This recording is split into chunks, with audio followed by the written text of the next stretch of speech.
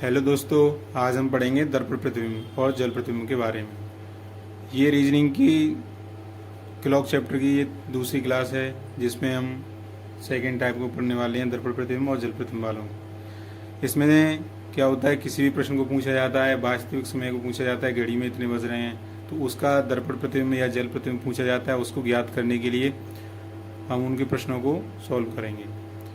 जैसे इसमें दे रखा है, किसी भी समय को दर्पण प्रतिबिंब में बदलने के लिए उस समय को 11:60 या 12 बजे में से घटाते हैं। जैसे किसी भी समय जो घड़ी का वास्तविक समय दे रखा है उसको हम दर्पण प्रतिबिंब में बदलने के लिए 12 बजे या 11:60 में से घटाते हैं। जैसे ही घड़ी में ये मान लो 3 बज रहे हैं, तो उस 3 बज रहे हैं तो उसका दर्पण प्रतिबिंब क्या होगा। 3 बजे का दर्पण प्रतिबिंब निकालने के लिए क्या करेंगे, हम इसको 12 बजे में से 12 मतलब 12:00 में से इसको घटा देंगे, तो जो निकल कर आएगा जो हमारे लिए आंसर ही होगा वो सीधा, जैसे कि मान लो 9 बज गए, तो ये होगा दर्पण प्रतिबिंब होगा। जैसे ये ऊपर इसका एग्जाम्पल दे रखा है घड़ी को, जैसे घड़ी में 3 बज रहे हैं यहाँ पर, तो ये 3 बज रहे हैं तो इसका दर्पण प्रतिबिंब हो जाएगा, ये घंटे वाली सुई है ये 9 पर आ जाएगी, जो मिनट वाली सुई है वो 12 पर चली जाएगी सीधे की सीधे। तो 3 बज रहे थे वो 9 बज जाएंगे। ऐसे ही और समय दे रखे हैं और एग्जाम्पल को करेंगे। जैसे घड़ी में 4:15 हो रही हैं, तो 4:15 को हम क्या करेंगे, 11:60 या 12 में से घटा देंगे, तो 11:60 यहाँ लिख लेंगे, इसमें 4:15 इसमें से घटा देंगे, तो ये हमारा आ जाएगा 7:45। ऐसे ही और एग्जाम्पल दे रखा है, जैसे 6:40 दे रखी है, ये हो गया। अब ये थर्ड वाले को निकालेंगे 6:40, तो इसको भी हम 11:60 से घटा देंगे 6:40, तो ये आ जाएगा आपका 5:20। ये आपका दर्पण प्रतिबिंब हो जाएगा।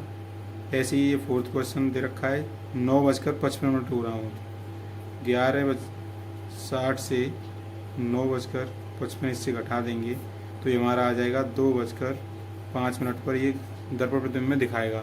9:55 को यह दर्पण प्रतिबिंब में 2:05 पर दिखाएगा।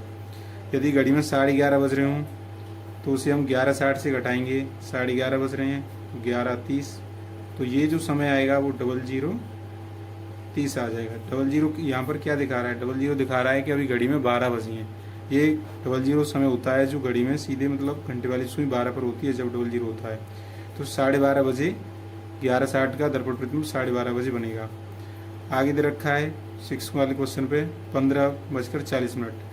ये प्लेटफॉर्म पे जैसे कि रेलवे स्टेशन पे लगी रहती है घड़ी, उसमें 15:40 दिखाता है, तो ये 15:40 वास्तविक समय क्या है, जैसे कि 3:40 का आ जाएगा ना, क्योंकि इसमें से 12 + 3 15:40 हो रहे हैं, तो हम इसको 3:40 को 11:60 में से घटा देंगे, तो ये जो हमारा समय आएगा 8:20, ये हमारा दर्पण प्रतिबिंब बन करके आएगा। आगे ऐसी समय दे रखा है 20:45, ये भी रेलवे स्टेशन वाली घड़ी का ही, जैसे कि 20 बज रहे हैं, तो 20 मतलब 12 और 8 20 बजते हैं, तो 8:45 ये इसका वास्तविक समय हो जाएगा, तो इसको 11:60 में से घटाएंगे, जो प्राप्त होगा वो हमारा दर्पण प्रतिबिंब होगा। तो 3:15 जो होंगे वो हमारे घड़ी का दर्पण प्रतिबिंब होगा।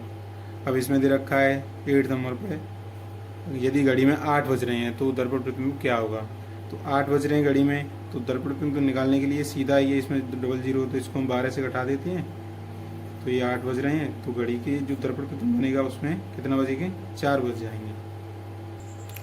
तो ये दर्पण प्रतिबिंब निकालने की ये शॉर्ट ट्रिक रही थी, 11:60 या 23, जैसे कि इसको हम ऐसे भी कर सकते हैं 24:00। यदि जो ये रेलवे स्टेशन वाली घड़ी को यदि डायरेक्टली घटाना है तो इसको हम 23:60 में से भी 23:60 से भी घटा सकते हैं, जैसे इसको हम 24 या 23:60 में से भी डायरेक्टली घटा सकते हैं। जैसे 20:45 हो रही हैं, तो हम इसमें क्या करेंगे, इसमें से 20:45 घटा देंगे, जो हमारा प्राप्त होगा 3:15। यही देखो यहाँ पे निकला था 11:60 पे, यहाँ पे निकाला था ये हमने 8:45 को, ये 20:45 को यहाँ पे 8:45 को निकाला था, ये कितना आ रहा था 3:15 आ रहा था। ऐसे ही हम 23:60 में से यदि इसको घटाते हैं तो 3:15 आ रहा है। और भी जैसे ये 15:40 है, इसको भी हम 23:60 में से घटा सकते हैं, 23:60 से इसको घटा देंगे 15:40 को, तो डायरेक्टली आ जाएगा ये भी 15:40 से इसको घटा देंगे, तो ये हमारा आ जाएगा 20, ये 8 5 13, 8:20 आ जाएगा। जैसे कि ये यहाँ पर आया था 15:40 का 8:20। तो सेम इसकी ये ट्रिक है, ये वही उसका टाइप है, उसमें कोई दिक्कत नहीं है। 30-60 भी कह सकती हैं, या आप उसको 12 बजे उसमें से कम करके घटा के निकाल सकती हैं। तो ये रहा दर्पण प्रतिबिंब का पहला, और दूसरा वाला वीडियो हम जल प्रतिबिंब का अलग लेके आएंगे।